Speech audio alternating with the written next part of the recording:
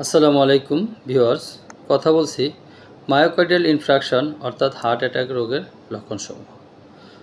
Heart attack রোগের লক্ষণসমূহ হচ্ছে নাম্বার 1, বুকে ব্যথা থাকবে, চেস্ট পেন অর্থাৎ বুকে অস্বস্তি লাগবে, শ্বাসকষ্ট থাকবে, অনিয়মিত হৃদস্পন্দন বা বুক ধড়ফড় করবে, বমি বমি ভাব বা বমি থাকবে, হতবুদ্ধি থাকবে, ক্লান্তি ভাব থাকবে, বাহু, ঘাড়, পিঠ, চোয়াল বা পেটে ব্যথা থাকবে, ঘাড় ব্যথা থাকবে, অবর্ণীয় চরম ক্লান্তি লাগবে, আর্টিরিয়াল ফাইব্রিলেশন থাকবে, ইত্যাদি সমস্যা থাকলে সেক্ষেত্রে আমরা হার্ট অ্যাটাক ধরতে পারি।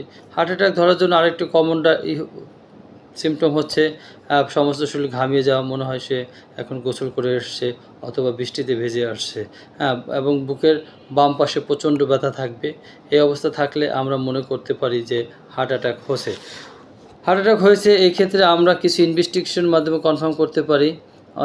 ইসিজির মাধ্যমে আমরা দেখতে পারি হার্টের অবস্থান কী, এমনকি একটি চেস্ট এক্সরে করতে পারি। চেস্ট এক্সরের মাধ্যমে দেখতে পারি হার্ট অ্যাটাক হলো কি না, অথবা কার্ডিওমেগালি হলেও বুকে ব্যথা হতে পারে।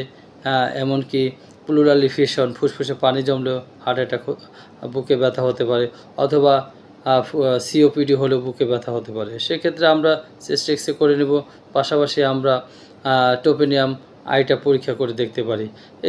এগুলির মাধ্যমে আমরা জানতে পারবো আসলে হার্টের সমস্যা হয়েছে কিনা। ধন্যবাদ সবাইকে।